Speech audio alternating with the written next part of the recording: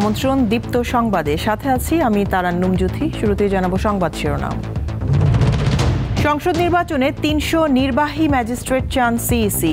কাল রাষ্ট্রপতির সাথে সাক্ষাৎ, ভাষণ রেকর্ড। বেগম রোকেয়ার আদর্শ এগিয়ে নিচ্ছে নারী সমাজ, বললেন প্রধান উপদেষ্টা। রোকেয়া পদক বিতরণ। এক যুগেও শেষ হয়নি বিশ্বজিৎ হত্যা মামলার কার্যক্রম। সাজাপ্রাপ্ত ১৯ জনের মাত্র ২ জন কারাগারে।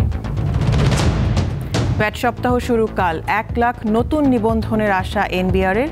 রিটার্ন জমা পড়েছে ২২ লাখ।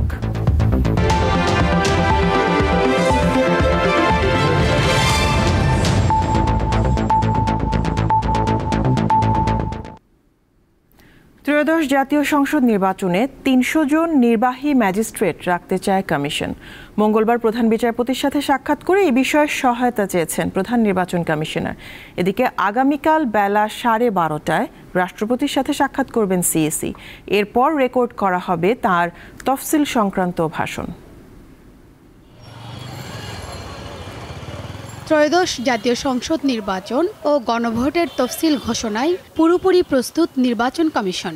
রেওয়াজ অনুযায়ী নির্বাচনী তফসিল ঘোষণার আগে প্রধান বিচারপতির সঙ্গে দেখা করেন সিইসি। সেই হিসেবে মঙ্গলবার দুপুরে প্রধান বিচারপতি সৈয়দ রেফাত আহমেদের সঙ্গে সুপ্রিম কোর্টে সাক্ষাৎ করেন প্রধান নির্বাচন কমিশনার এএমএম নাসির উদ্দিন। প্রধান বিচারপতির খাস কামরায় প্রায় ১ ঘণ্টা কথা বলেন তারা। পরে সিইসি জানান, নির্বাচনে সার্বিক সহযোগিতার আশ্বাস দিয়েছেন প্রধান বিচারপতি। ইলেকট্রাল কমিটির যে লোকজন দেওয়ার কথা আছে, ডেভেলপমেন্ট আছে, ওই ব্যাপারে ওনারা যথাযথ ব্যবস্থা নিচ্ছেন এবং নিবেন, কোনো অসুবিধা হবে না, এটা ইস্যু করেছেন। আগামীকাল দুপুর 12:30টায় রাষ্ট্রপতির সাথে সাক্ষাৎ করবে এএমএম নাসির উদ্দিনের নেতৃত্বাধীন নির্বাচন কমিশন। জানা গেছে, এরই মধ্যে চূড়ান্ত হয়েছে নির্বাচনের দিনক্ষণ নিয়ে জাতির উদ্দেশ্যে দেওয়া প্রধান নির্বাচন কমিশনারের ভাষণ। বুধবার বিকেলে সেই ভাষণ রেকর্ড শেষে একই দিন সন্ধ্যায় অথবা বৃহস্পতিবার তফসিল ঘোষণা করা হবে। এদিকে মঙ্গলবার গণপ্রতিনিধিত্ব আদেশ আরপিওর বেশ কয়েকটি অনুচ্ছেদ পরিবর্তন করে গেজেট প্রকাশ করেছে সরকার। এতে পোস্টাল ব্যালটে প্রতীকের বিপরীতে কোনো টিক বা ক্রসমার্ক না থাকলে সে ভোট গণনা না করা এবং একাধিক প্রতীকে টিকমার্ক থাকলে সে ভোট বাতিল করার কথা বলা হয়েছে। শিউলি শবনম, দীপ্ত সংবাদ, ঢাকা। আসন্ন জাতীয় সংসদ নির্বাচনের তফসিল ঘোষণার পর সব ধরনের অনুমোদনহীন জনসমাবেশ ও আন্দোলন থেকে বিরত থাকার আহ্বান জানিয়েছে সরকার। মঙ্গলবার প্রধান উপদেষ্টার নির্দেশে স্বরাষ্ট্র মন্ত্রণালয়ে অনুষ্ঠিত এক বৈঠকে এই সিদ্ধান্ত নেওয়া হয়। প্রধান উপদেষ্টার প্রেস উইং থেকে পাঠানো সংবাদ বিজ্ঞপ্তিতে জানানো হয়েছে, তফসিল ঘোষণার পর থেকে নির্বাচন পর্যন্ত যে কোনো ধরনের বেআইনি ও অনুমোদনহীন জনসমাবেশ, জনদুর্ভোগ সৃষ্টি করে এমন আন্দোলন কঠোরভাবে নিয়ন্ত্রণ করা হবে। যারা বেআইনিভাবে সভা সমাবেশে অংশ নেবেন তাদের আইনের আওতায় আনা হবে।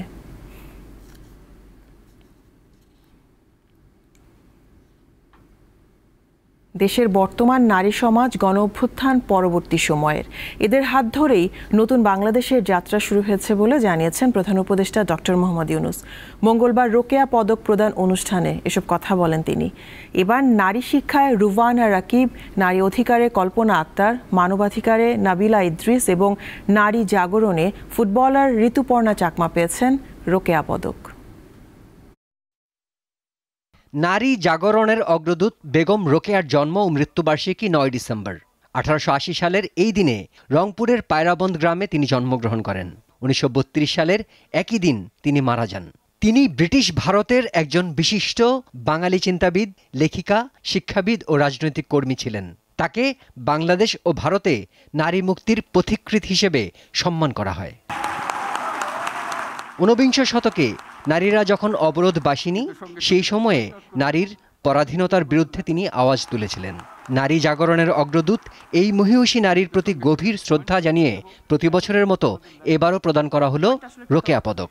কোনো ক্রমেই সম্ভব না যে এই পদকটি আমার একক অর্জন, এবং এই রেকগনিশনটা আমাদেরকে দিতে হবে। ইট ইজ ভেরি ট্রু যে নারীদের কালেকটিভ পুশব্যাক ছাড়া গুম বাংলাদেশে এরাডিকেশন সম্ভব না, এবং নারীরা এই পুশব্যাকটা করেছে গত 16 বছর। এই সম্মানের জন্য আমি আন্তরিকভাবে কৃতজ্ঞতা জানাই এই পুরস্কার প্রদানকারী কমিটি এবং সংশ্লিষ্ট মন্ত্রণালয় এবং দপ্তর সংস্থাকে। মঙ্গলবার পদক প্রদান অনুষ্ঠানের প্রধান উপদেষ্টা বলেন, বেগম রোকেয়া যে আদর্শের জাতি দেখতে চেয়েছিলেন, পুরস্কার প্রাপ্তরা সেই পথেই জাতিকে এক ধাপ এগিয়ে দিলেন। আজকে যারা পুরস্কার পেলেন তারা শুধু বাংলাদেশের নয়, সারা বাংলাদেশকে তারা অন্য এক পর্যায়ে নিয়ে গেছে প্রত্যেকে। এটা আরো একটি পুরস্কার না, এটা যুগান্তকারী পুরস্কার, যারা আমাদেরকে দুনিয়ার সামনে অন্য স্তরে নিয়ে গেছে। প্রধান উপদেষ্টা বলেন, আজকের নারী সমাজ গণ অভ্যুত্থান পরবর্তী নারী সমাজ। এদের হাত ধরেই নতুন বাংলাদেশের যাত্রা শুরু হয়েছে। কেন এই 100 বছরেও আরো বেগম রোকেয়া আসলো না আমাদের মাঝখানে, যে আমাদেরকে পথ দেখাতো? আজকে যারা পুরস্কার পেল তারা সেই সমাজ নির্মাণের পাথেও আমাদেরকে দিচ্ছে। এবছর নারী শিক্ষা গবেষণায় রুভানা রাকিব, নারী অধিকারে কল্পনা আক্তার, নারী জাগরণে ঋতুপর্ণা চাকমা ও মানবাধিকার ক্যাটাগরিতে নাবিলা ইদ্রিস পেয়েছেন বেগম রোকেয়া পদক। সবাই দাঁড়িয়ে জোরে হাততালি দিয়ে তাদেরকে অভিনন্দন জানাই। শিমুল বাশার, দীপ্ত বার্তা কক্ষ। দুর্নীতি দমনে বিএনপি সবচেয়ে বড় ভূমিকা রেখেছে বলে মন্তব্য করেছেন দলটির ভারপ্রাপ্ত চেয়ারম্যান তারেক রহমান। দেশকে এগিয়ে নেওয়ার বিস্তারিত পরিকল্পনা শুধু বিএনপির আছে বলেও দাবি করেছেন তিনি। মঙ্গলবার রাজধানীর ফার্মগেটের কেআইবি মিলনায়তনে বিএনপির দেশ গড়ার পরিকল্পনা শীর্ষক অনুষ্ঠানে ভার্চুয়ালি যুক্ত হয়ে তিনি এসব কথা বলেন। মঙ্গলবার রাজধানীর খামারবাড়ি কৃষিবিদ ইনস্টিটিউট মিলনায়তনে বাংলাদেশ গড়ার পরিকল্পনা শীর্ষক মতবিনিময় সভার আয়োজন করে বাংলাদেশ জাতীয়তাবাদী দল বিএনপি। অনুষ্ঠানের প্রধান অতিথি বিএনপির ভারপ্রাপ্ত চেয়ারম্যান তারেক রহমান লন্ডন থেকে ভার্চুয়ালি যোগ দেন। কথা বলেন দেশ পরিচালনার সুযোগ পেলে বিএনপির বিভিন্ন পরিকল্পনা সম্পর্কে। আগামী নির্বাচনে জনগণের সমর্থন নিয়ে বিএনপি সরকার গঠনে সক্ষম হলে আপনাদের আগামী বিএনপি সরকার শুধু শিক্ষিত মাই নয়, একজন শিক্ষিত মায়ের সাথে স্বাবলম্বী মা আমরা গড়ে তুলতে চাই, স্বাবলম্বী মা, স্বাবলম্বী পরিবার গড়ে তুলতে চাই। এবং আমরা যখন সম্ভব হবে আমাদের পক্ষে শিক্ষিত মায়ের পাশাপাশি সেই শিক্ষিত মাকে যখন অর্থনৈতিকভাবে আমরা স্বাবলম্বীভাবে গড়ে তুলতে পারবো, ধীরে ধীরে একটি পরিবার, 2টি পরিবার, 5টি পরিবার, একটি উপজেলা, একটি জেলা, একটি বিভাগ, সমগ্র বাংলাদেশকে আমরা স্বাবলম্বী করে গড়ে তুলতে সক্ষম হব। তিনি বলেন, স্বাধীনতার পর থেকে বিএনপি সবসময় দুর্নীতির লাগাম টেনে ধরার চেষ্টা করছে। বাংলাদেশে যদি আমরা বলি যে এই যে দুর্নীতি যে লাগাম, সেই লাগামকে টেনে ধরতে কিন্তু পেরেছে প্রতিবার বিএনপি সরকার। তারেক রহমান বলেন, যে কোনো মূল্যে দেশের আইন শৃঙ্খলা পরিস্থিতি নিয়ন্ত্রণে রাখতে হবে। যে কোনো মূল্যে আমাদেরকে দেশের আইন শৃঙ্খলা ব্যবস্থা ঠিক রাখতে হবে। আমরা আপনাদের সামনে যে কয়টি আজকে আমাদের কোর প্ল্যানিং যে আপনাদের সামনে আমরা উপস্থাপন করেছি, প্রত্যেকটি প্ল্যানিং যদি বাস্তবায়ন করতে হয় তাহলে অবশ্যই আমাদেরকে আইন শৃঙ্খলার ব্যাপারে কঠোর হতে হবে। বিএনপি ক্ষমতায় গেলে দেশের বিভিন্ন স্থানে বিনামূল্যে ইন্টারনেট সেবা দেওয়া হবে বলে জানান তারেক রহমান। ফ্রি ইন্টারনেটের যে ব্যবস্থা, এটির এরিয়াটাকে কেন আমরা বাড়াবো না? সঞ্জিদা প্লাবনী, দীপ্ত সংবাদ, ঢাকা। বিএনপির ভারপ্রাপ্ত চেয়ারম্যান তারেক রহমান দেশে ফিরলে কোনো সমস্যা হওয়ার কথা নয় বলে মন্তব্য করেছেন এনসিপির উত্তরাঞ্চলের মুখ্য সংগঠক সার্জিস আলম। মঙ্গলবার ঠাকুরগাঁও জেলা মুক্তিযোদ্ধা কমপ্লেক্স ভবনে এনসিপির জেলা কমিটির পরিচিতি সভা শেষে তিনি একথা বলেন। জনাব তারেক রহমান অভ্যুত্থানের 1 বছর 3 মাস পেরিয়ে গিয়েছে। হয়তো তার জায়গা থেকে আমরা জানি না, হয়তো কোনো বাধা বা এরকম কিছু তিনি অনুভব করতেই পারেন, কিন্তু আমরা হয়তো রাজনৈতিক দলের জায়গা থেকে বাংলাদেশের মানুষের পক্ষ থেকে এইটুকু বুঝতে পারি, মানুষের পালস, যে অন্তত এই বাংলাদেশে আসলে তার জন্য কোনো সমস্যা হওয়ার কোনো সুযোগ নেই। দুর্নীতির বিরুদ্ধে অবস্থান, বিচার ব্যবস্থায় হস্তক্ষেপ না করা এবং 24-এর অভ্যুত্থানের চেতনা ধারণ, এই 3 শর্ত যেই দল মেনে নিবে তাদের নিয়েই সরকার গঠন ও রাজনৈতিক পথ চায় বাংলাদেশ জামায়াতে ইসলামী। মঙ্গলবার রাতে রাজধানীর দক্ষিণ কাফরুলের জামায়াতের সুধী সমাবেশে এই মন্তব্য করেন দলটির আমির ডক্টর শফিকুর রহমান। যারা আমাদের সাথে আসবেন তাদেরকে ওয়াদা করতে হবে নিজে দুর্নীতি করবেন না এবং কোন দুর্নীতিবাজকে প্রশ্রয় দেবেন।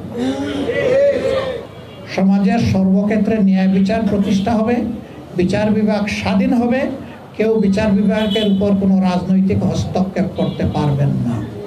জুলাইয়ের আকাঙ্ক্ষা অনুযায়ী যে সনদ ইতিমধ্যে তৈরি হয়েছে, সেই সনদ বাস্তবায়নের সক্রিয় উদ্যোগ নিতে হবে, বিরোধিতা করতে পারবেন না।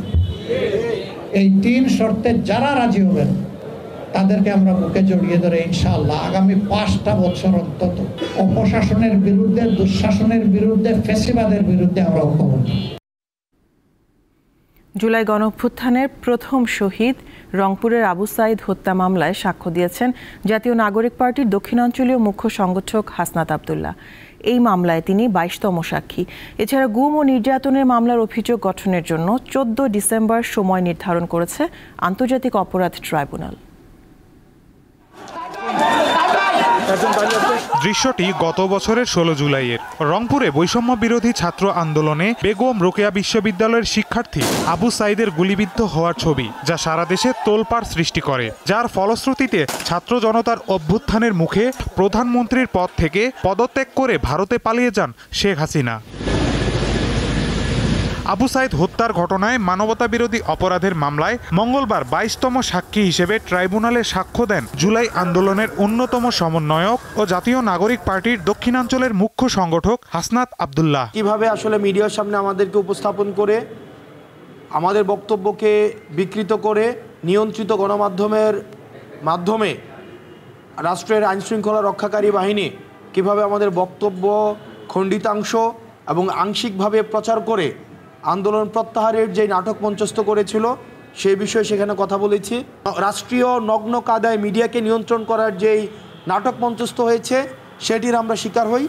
এদিকে শেখ হাসিনার শাসনামলে জয়েন্ট ইন্টারোগেশন সেলে গুম ও নির্যাতনের ঘটনায় আটক 3 সেনা কর্মকর্তার অব্যাহতি চেয়ে শুনানি করেছেন আসামি পক্ষের আইনজীবী। ট্রাইব্যুনাল বলেছেন যে তদন্ত আদালতের যে বিষয়টি এটি আমরা এই মুহূর্তে দেখব না, পরে হয়তো কনসিডার করবেন। তবে আমাদের মূল আর্গুমেন্ট ছিল যে ডিজিএফএ পদায়নের পূর্বের ঘটনা নিয়ে আমাদেরকে যে দায়ী করা হয়েছে এইটা পৃথিবীর কোনো আইনে চলে না। এই মামলায় 3 সেনা কর্মকর্তাকে আন্তর্জাতিক অপরাধ ট্রাইব্যুনালে হাজির করা হয়। মাহিদুর রহমান, দীপ্ত সংবাদ, ঢাকা। এক যুগের বেশি সময় পরও থমকে আছে বিশ্বজিৎ হত্যা মামলার বিচারিক পথ, যাকে 2012 সালের 9 ডিসেম্বর প্রকাশ্য দিবালোকে কুপিয়ে হত্যা করে ছাত্রলীগ নেতাকর্মীরা। মামলার রায় কার্যকর না হওয়ায় হতাশ তার পরিবার। 2012 সালের 9 ডিসেম্বর পুরান ঢাকার বাহাদুর শাহ পার্কের কাছে ক্যামেরার সামনে ঘটে যাওয়া এ নৃশংস হত্যাকাণ্ড পুরো জাতিকে স্তম্ভিত করে। বর্বরতার শিকার হন দর্জি দোকানের কর্মচারী বিশ্বজিৎ দাস। রাজনৈতিক প্রতিপক্ষ সন্দেহে ছাত্রলীগের কিছু উচ্ছৃঙ্খল কর্মী তাকে হত্যা করে। ঘটনার নৃশংসতা দেশ বিদেশে আলোচিত হলেও দীর্ঘ 1 দশকের বেশি সময় পরও থমকে আছে বিচারিক পথ। দ্রুত বিচার আইনে মাত্র 1 বছরের মাথায় নিম্ন আদালত রায় ঘোষণা করে। অভিযুক্ত 21 জনের মধ্যে 8 জনকে মৃত্যুদণ্ড এবং 13 জনকে যাবজ্জীবন কারাদণ্ড দেয়া হয়। এরপর আসে আপিল ও ডেথ রেফারেন্স। দীর্ঘ শুনানির পর 2017 সালে হাইকোর্ট রায় দেয়। এতে নিম্ন আদালতের 8 জনের মধ্যে 2 জনের মৃত্যুদণ্ড বহাল রাখা হয়, 4 জনের সাজা কমিয়ে যাবজ্জীবন করা হয় এবং 2 জনকে খালাস দেওয়া হয়। কিন্তু এ রায়ও বাস্তবায়ন হয়নি। এতে হতাশ বিশ্বজিতের পরিবার। 13 বছর চলতে আছে আর আমার বিচার তো পাইলাম না। আমরা সরকারের দিকে তো আবেদন করলাম, বিচার হত্যাকারীর বিচার পাই আমরা। যাব বিচারের রায় ছিল প্রথম কোর্টে ফাঁসি, যাবজ্জীবন, এই আবার আপিল করিয়া খালাস পেয়ে গেছে। আমি থাকতে থাকতে যদি বিচারটা পাই তাহলে আমি মনেও শান্তি পাবো। হাইকোর্টের রায়ে মৃত্যুদণ্ড বহাল থাকা এক আসামি এখনও পলাতক। যাবজ্জীবন সাজাপ্রাপ্ত অন্য আসামিরাও রয়েছে ধরাছোঁয়ার বাইরে। সাজাপ্রাপ্ত মাত্র 2 জন আছে কারাগারে। লাইভ যাদের হয়েছে তারা এই পর্যন্ত জামিনের জন্য প্রেয়ার করতে পারেনি, আর ডেথ যাদের আছে তারা তো এখানে তো জামিনের কোনো স্কোপ নাই। আমি মনে করি যে এটা যত শীঘ্র সম্ভব এই বিষয়টা আমাদের অ্যাপারেট ডিভিশনের আপনার 2টা কোর্ট এখন ফাংশনিং, এই 2 কোর্টের যে কোনো কোর্টে অথবা ফুল কোর্টে এটা শুনানিতে আসা উচিত। বিচারের দীর্ঘসূত্রিতা এটা জনমনে একটা বিরূপ ধারণা সৃষ্টি করে যে আর কবে বিচার পাবো। যে সেটা থেকে বেরিয়ে আসার জন্য অন্তত বা এই মামলায়ও ক্ষতিগ্রস্ত যারা সেই পরিবার যেন তারা পূর্ণাঙ্গ একটা রায় দেখে যেতে পারে। তিনি জানান, চাঞ্চল্যকর মামলাগুলো দ্রুত নিষ্পত্তির জন্য বিচারপতি ও বেঞ্চের সংখ্যা বাড়ানো প্রয়োজন। বিশ্বজিতের পরিবার আজও বুক বেঁধে আছে সেদিনের প্রত্যাশায়, যেদিন এই মামলার চূড়ান্ত রায় কার্যকর হবে আর নিশ্চিত হবে ন্যায় বিচার। হেদায়েতুল্লাহ সীমান্ত, দীপ্ত সংবাদ, ঢাকা। আগামীকাল থেকে দেশব্যাপী শুরু হচ্ছে ভ্যাট সপ্তাহ। লক্ষ্য চলতি ডিসেম্বরে নতুন 1 লাখ করদাতা নিবন্ধন করা। মঙ্গলবার রাজধানীর আগারগাঁওয়ের সংবাদ সম্মেলনে এনবিআর চেয়ারম্যান এসব কথা বলেন। তিনি জানান, এ পর্যন্ত 22 লাখ অনলাইনে রিটার্ন জমা দিয়েছেন। বছর শেষে এই সংখ্যা 40 লাখ ছাড়িয়ে যাবে। প্রতিবারের মতো এবারও ভ্যাট দিবস এবং ভ্যাট সপ্তাহ পালন করতে যাচ্ছে জাতীয় রাজস্ব বোর্ড এনবিআর। লক্ষ্য করদাতাদের স্বেচ্ছায় কর প্রদানে আগ্রহী করা এবং কর ফাঁকি কমিয়ে উন্নত ও সমৃদ্ধ দেশ করতে শক্তিশালী ও দক্ষ ভ্যাট ব্যবস্থা গড়ে তোলা। এজন্য দেশের সর্বস্তরের ভোক্তা, ব্যবসায়ী, শিল্প মালিক ও গণমাধ্যমের সহযোগিতা চায় এনবিআর। আপনারা মিডিয়া এবং আমাদের ব্যবসায়ীরা যদি সাথে থাকেন। বর্তমানে দেশে ভ্যাট নিবন্ধিত প্রতিষ্ঠানের সংখ্যা 6,44,000। 10 থেকে 31 ডিসেম্বর পর্যন্ত দেশব্যাপী পরিচালিত বিশেষ নিবন্ধন ক্যাম্পেইনের মাধ্যমে 1 লাখ নতুন ভ্যাট নিবন্ধন করতে চায় সংস্থাটি।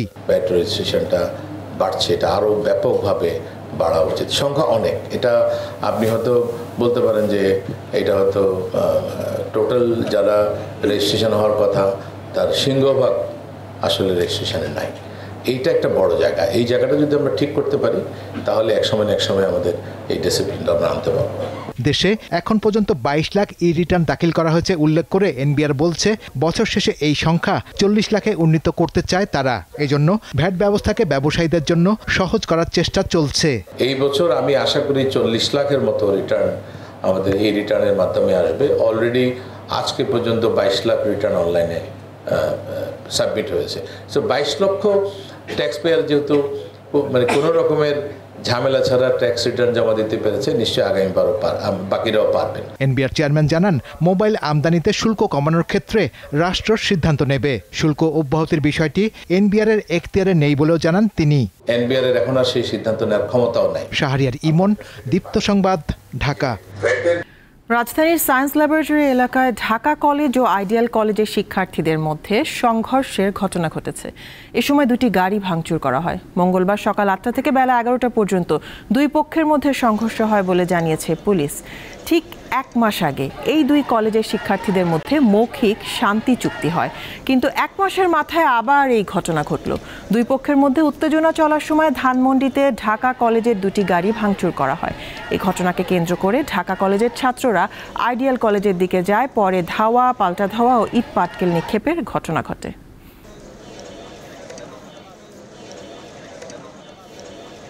দিনই দুপুরে একেবারে যে এখন পুরা লোকজন, এই যে যানবাহন চলতেছে, মানুষজন চলাচল করতেছে, এর মধ্যে এরা লাঠি নিয়ে শোডাউন দিবে, মারামারি করবে, এটা আমরা বরদাস্ত করবো না। তো এইটা আমরা যেখানেই পাবো সেখানেই মোটামুটি ওখানে সাইজ হবে, ধরবো, মামলা দেবো, শেষ। ঢাকার মোহাম্মদপুরে হত্যাকাণ্ডের শিকার মা মেয়ের মরদেহ নাটোর শহরের বরগাছা এলাকায় দাফন করা হয়েছে। মঙ্গলবার ভোরে মা মেয়ের মরদেহ নাটোরের বাড়ি বরগাছায় পৌঁছালে হৃদয় বিদারক অবস্থার সৃষ্টি হয়। জোহরের নামাজের পর তাদের জানাজা ও দাফন সম্পন্ন হয়। গতকাল ভোরে রাজধানীর মোহাম্মদপুরের শাহজাহান রোডের বাসায় মা লাইলা আফরোজ ও মেয়ে নাফিজা হত্যার অভিযোগ উঠে গৃহকর্মী আয়েশার বিরুদ্ধে। স্ত্রী ও মেয়েকে হত্যার ঘটনায় ওই গৃহকর্মীকে একমাত্র আসামি করে গতরাতে মোহাম্মদপুর থানায় হত্যা মামলা করেছেন স্বামী আজিজুল ইসলাম। হবিগঞ্জের আজমিরিগঞ্জে জায়গা দখলকে কেন্দ্র করে দুপক্ষের সংঘর্ষে রাসেল মিয়া নামে একজন নিহত হয়েছেন। এই ঘটনায় আহত হয়েছেন অন্তত 20 জন। গতকাল সন্ধ্যায় এক ফেসবুক স্ট্যাটাস দেওয়াকে কেন্দ্র করে 2 গ্রুপের মধ্যে সংঘর্ষ হয়। এর জেরে মঙ্গলবার সকালে আবারও দুপক্ষের লোকজন দেশীয় অস্ত্র নিয়ে সংঘর্ষে জড়িয়ে পড়ে। 2 ঘন্টা ধরে চলা সংঘর্ষে উভয় পক্ষের বাড়িঘরে ভাঙচুর চালানো হয়। এ সময় আহত হন অন্তত 20 জন। আশঙ্কাজনক অবস্থায় রাসেল মিয়াকে উদ্ধার করে উপজেলা স্বাস্থ্য কমপ্লেক্সে নিয়ে গেলে চিকিৎসক তাকে মৃত ঘোষণা করেন। খবর পেয়ে পুলিশ ও সেনাবাহিনী ঘটনাস্থলে গিয়ে পরিস্থিতি নিয়ন্ত্রণে আনে। অনেক দিন ধরে লুকিয়ে রাখা অর্থ এখন ব্যাংকে জমা দেওয়ার কারণে কোটিপতি ব্যাংক হিসাবধারীর সংখ্যা বেড়ে থাকতে পারে বলে জানিয়েছেন অর্থ উপদেষ্টা সালাউদ্দিন আহমেদ। মঙ্গলবার সচিবালয়ে সরকারি ক্রয় সংক্রান্ত উপদেষ্টা পরিষদ কমিটির বৈঠক শেষে সাংবাদিকদের তিনি একথা বলেন।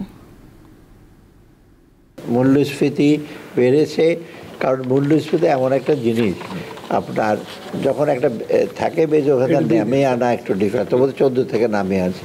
আর মূল্যস্ফীতি একটা জিনিস যে শুধু মনিটারি পলিসি টাইট করে ইন্টারেস্ট টাইট করে হয় না, সাপ্লাই সাইডটা অনেক ভেরি ইম্পর্টেন্ট। এটা হতে পারে অনেক ধরনের লুকিয়ে ঢুকিয়ে রাখছিল, বাড়ির ভেতরে রেখে যখন ব্যাংকে জমা দিচ্ছে, ব্যাংকের প্রতি কনফিডেন্স আছে। টাকা পয়সা যে নাই লোকজনের হাতে অনেকের। আমদানি শুরুর প্রভাবে দেশের বিভিন্ন স্থানে পেঁয়াজের দামের ঝাঁজ কিছুটা কমতে শুরু করেছে। নওগাঁয় বর্তমানে খোলা বাজারে প্রকারভেদে পেঁয়াজ বিক্রি হচ্ছে 110 থেকে 120 টাকায়। তবে ব্যবসায়ীদের দাবি, ভারত থেকে আমদানির প্রভাবে নয়, বাজারে দেশি নতুন পেঁয়াজের সরবরাহ বাড়ায় দাম কমতে শুরু করেছে। সম্প্রতি হঠাৎ পেঁয়াজের দাম বেড়ে কেজি প্রতি 160 থেকে 170 টাকা হয়। এর পরিপ্রেক্ষিতে সীমিত পরিমাণে পেঁয়াজ আমদানির অনুমতি দেয় অন্তর্বর্তী সরকার। রবিবার সন্ধ্যা থেকে বিভিন্ন স্থলবন্দর দিয়ে পেঁয়াজের চালান বাংলাদেশে প্রবেশ শুরু করে।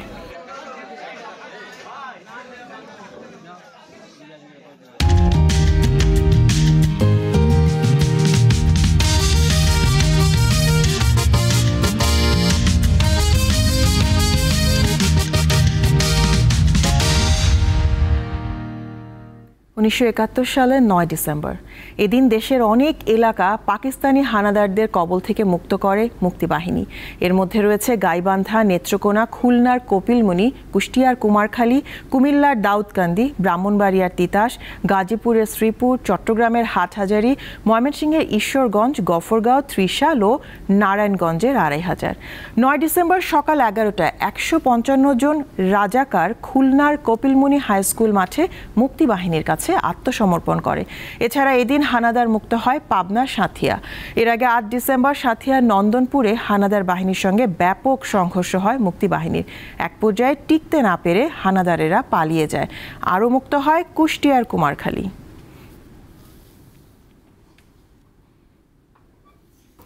টাঙ্গাইল শাড়ির বুনন শিল্পকে অপরিমেয় সাংস্কৃতিক ঐতিহ্যের স্বীকৃতি দিয়েছে জাতিসংঘের শিক্ষা, বিজ্ঞান ও সংস্কৃতি সংস্থা ইউনেস্কো। মঙ্গলবার ভারতের নয়াদিল্লিতে ইউনেস্কো 2003 কনভেনশন চলমান 20তম আন্তঃরাষ্ট্রীয় পর্ষদের সভায় সর্বসম্মতিক্রমে এই সিদ্ধান্ত গৃহীত হয়। এই কনভেনশনের আওতায় এটি বাংলাদেশের 6ষ্ঠ একক নিবন্ধন। পররাষ্ট্র মন্ত্রণালয়ের এক সংবাদ বিজ্ঞপ্তিতে এই তথ্য জানানো হয়েছে। এই স্বীকৃতি বাংলাদেশের জন্য একটি অসামান্য গৌরবের বিষয় বলে জানিয়েছেন বাংলাদেশ প্রতিনিধি দলের দলনেতা এবং ইউনেস্কোতে বাংলাদেশের স্থায়ী প্রতিনিধি রাষ্ট্রদূত খন্দকার এম তালহা। রবিবার ভারতের রাজধানী দিল্লির লাল কেল্লা ইউনেস্কো 2003 কনভেনশনের 20তম আন্তঃরাষ্ট্রীয় পর্ষদের সভা শুরু হয়।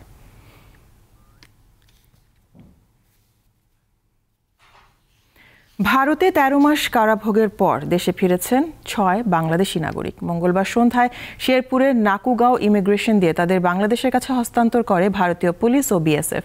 দেশে ফেরা 6 জনের সবাই মৎস্যজীবী। তাদের বাড়ি কুড়িগ্রামের চিলমারী উপজেলায়। এরা হলেন রাসেল মিয়া, বিপ্লব মিয়া, মীর জাফর আলী, বকুল মিয়া, আমির আলী ও চান মিয়া। 2024 সালের 4 নভেম্বর জিঞ্জিরাম নদীতে মাছ ধরতে গিয়ে পথ হারিয়ে ভারতে প্রবেশ করে তারা।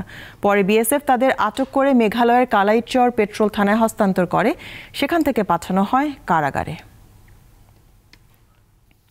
ইন্দোনেশিয়ার রাজধানী জাকার্তায় একটি 7তলা ভবনে আগুন লেগে অন্তত 22 জন নিহত হয়েছে। স্থানীয় সময় মঙ্গলবার দুপুরে জাকার্তায় 7তলা একটি ভবনে আগুন লাগে। ভবনটির প্রথম তলা থেকে আগুনের সূত্রপাত হয়, পরে তা দ্রুত ওপরের তলাগুলোতে ছড়িয়ে পড়ে। ঘটনার সময় কিছু কর্মী ভবনের ভেতরে দুপুরের খাবার খাচ্ছিলেন, আর অন্যরা অফিসের বাইরে ছিলেন। ভবনটিতে টেরা ড্রোন ইন্দোনেশিয়ার অফিস ছিল। প্রতিষ্ঠানটি বিভিন্ন খাতে আকাশ জরিপ কার্যক্রমের জন্য ড্রোন সেবা দিয়ে থাকে। এটি জাপানি ড্রোন প্রতিষ্ঠান টেরা ড্রোন কর্পোরেশনের ইন্দোনেশীয় শাখা।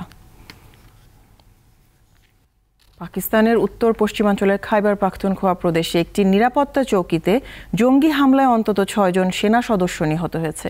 প্রদেশটির কুররাম জেলায় মঙ্গলবার ভোরে এই হামলা হয়। অঞ্চলটি আফগানিস্তান সীমান্তের খুব কাছে অবস্থিত। হামলার দায় এখনো কোনো গোষ্ঠী স্বীকার করেনি। পাকিস্তানের সামরিক বাহিনীও আনুষ্ঠানিক কোনো বিবৃতি দেয়নি। সীমান্তবর্তী এই অঞ্চলে দীর্ঘদিন ধরেই জঙ্গি তৎপরতা ও হামলা বাড়ছে। এর আগে গত শুক্রবার গভীর রাতে বেলুচিস্তানের চামান সেক্টরে পাকিস্তান আফগানিস্তান সীমান্তে দুই দেশের সামরিক বাহিনীর মধ্যে গোলাগুলির ঘটনা ঘটে। নানা বিশৃঙ্খলার কারণে চলমান লাতিন বাংলা সুপার কাপের শেষ ম্যাচ স্থগিত করেছে জাতীয় ক্রীড়া পরিষদ। বৃহস্পতিবার আর্জেন্টিনা ও ব্রাজিলের ক্লাবের মধ্যে শেষ ম্যাচ হওয়ার কথা ছিল। মঙ্গলবার ক্রীড়া মন্ত্রণালয়ের সহকারী পরিচালক রুহুল আমিন স্বাক্ষরিত এক চিঠিতে আয়োজক প্রতিষ্ঠান এএফবি বক্সিং প্রমোশন ইন্টারন্যাশনাল লিমিটেডকে জাতীয় স্টেডিয়াম বরাদ্দ বাতিলের বিষয়টি জানানো হয়। একই সঙ্গে ম্যাচ স্থগিতের সিদ্ধান্তও জানানো হয়। এর আগ পর্যন্ত সোমবার জাতীয় স্টেডিয়ামে লাতিন বাংলা সুপার কাপ ফুটবলে নিজেদের শেষ ম্যাচে আর্জেন্টিনার প্রতিনিধিত্ব করা অ্যাটলেটিকো চার্লোনের সাথে 1-1 গোলে ড্র করে বাংলাদেশের হয়ে খেলা রেড গ্রিন ফিউচার স্টার।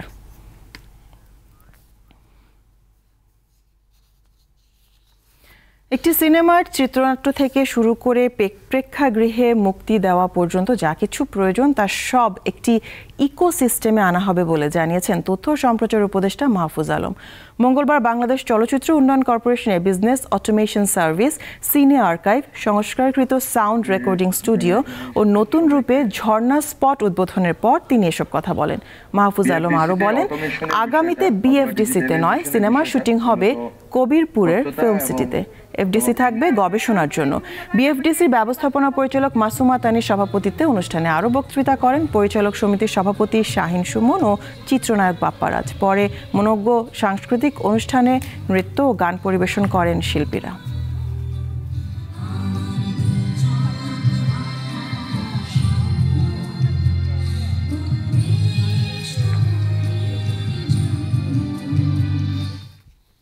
শেষ করব দীপ্ত সংবাদ শিরোনামগুলো জানাবো আরও একবার।